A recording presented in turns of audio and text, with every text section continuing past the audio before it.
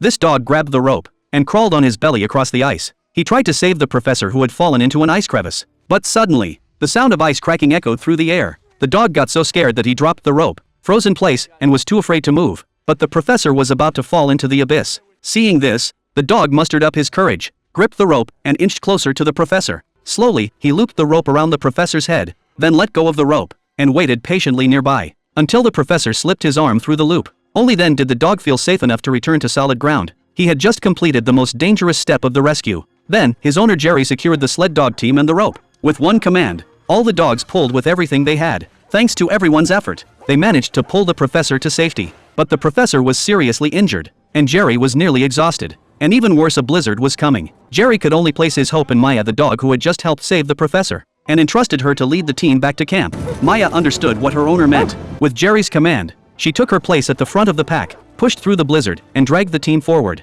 In the end, she successfully led everyone back to camp. But even though they made it to camp, the blizzard showed no sign of letting up. So the Antarctic expedition team decided to evacuate by helicopter. But due to weight limits, they were forced to leave the 8 sled dogs behind. To make sure they wouldn't break free, Jerry tightened every dog's collar and secured them with chains and stakes driven into the ice. The dogs didn't understand why their owner was doing this to them. They whined and cried, confused and hurt. But Jerry wasn't being cruel. The helicopter simply couldn't carry any more weight. They had to evacuate the injured first. Jerry's plan was simple. As soon as the helicopter landed, he would turn right around and come back for the dogs before the next big storm hit. Watching the helicopter take off, the dogs barked anxiously.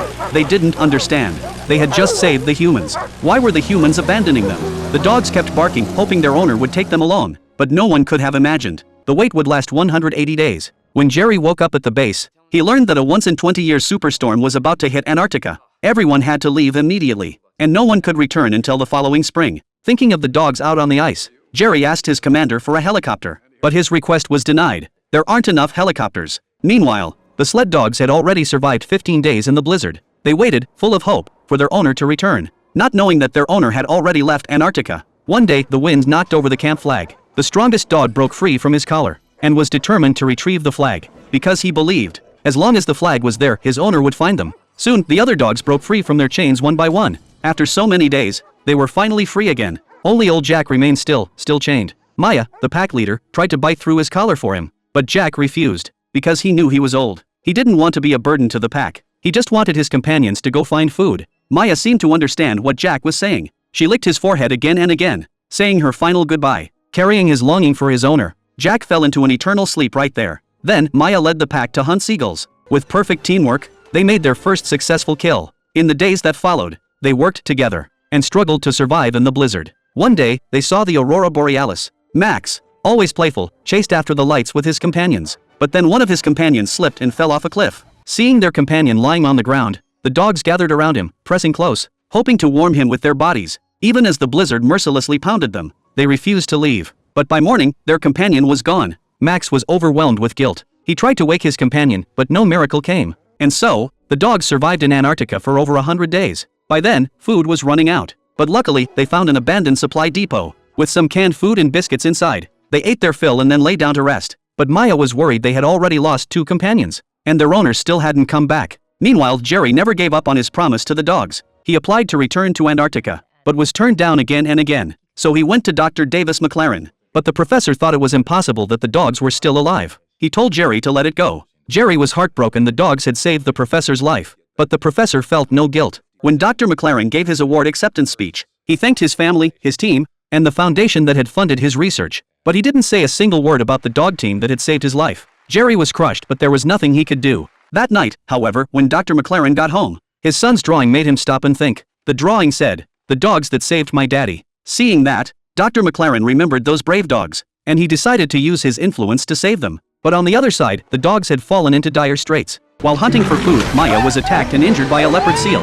Max licked her wound gently, full of concern. To keep the pack from worrying, Maya endured the pain and led the team toward a whale carcass, so they could feast and save their strength, because that was the only way to survive. But soon, Maya's wound became infected. She couldn't go on any longer. She collapsed. The other dogs gathered around her, pressing close to keep her warm. But after several days, Maya didn't get any better. Max realized death was coming. He licked Maya anxiously, trying to wake her. But Maya, the bravest lead dog of all, lay curled in the snow, completely still. Jerry had no idea what the dogs had been through. But with Dr. McLaren's help, he finally arrived back at the camp.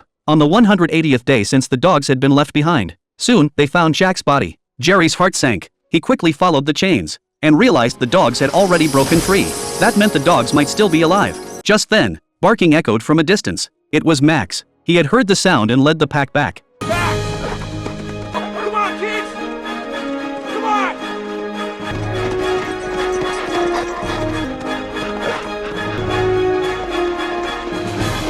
No one could believe it. After 180 long days, in such brutal conditions, the dogs had somehow survived. And in their eyes there was not a trace of resentment. Even though they had been abandoned by humans in that frozen wasteland, the moment they saw a familiar face, they raced toward their owner without a moment's hesitation. But soon, Jerry realized Maya and one other dog were missing. He looked out into the distance, full of hope, but no miracle appeared. Then, Max suddenly ran off into the distance. Jerry followed immediately. He walked closer and there lay Maya, motionless on the ground. Jerry looked at this brave dog, and tears of guilt streamed down his face. But then Maya's eye moved. Jerry could hardly believe it. He gently stroked Maya's head, and miraculously she woke up. Maya?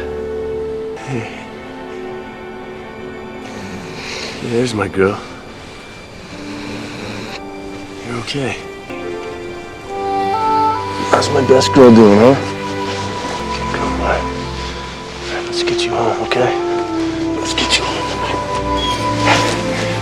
The movie is based on a true story. In the bitter cold and endless solitude of Antarctica, 8 loyal sled dogs endured 180 brutal days alone to teach the world the true meaning of unconditional loyalty, courage, and devotion.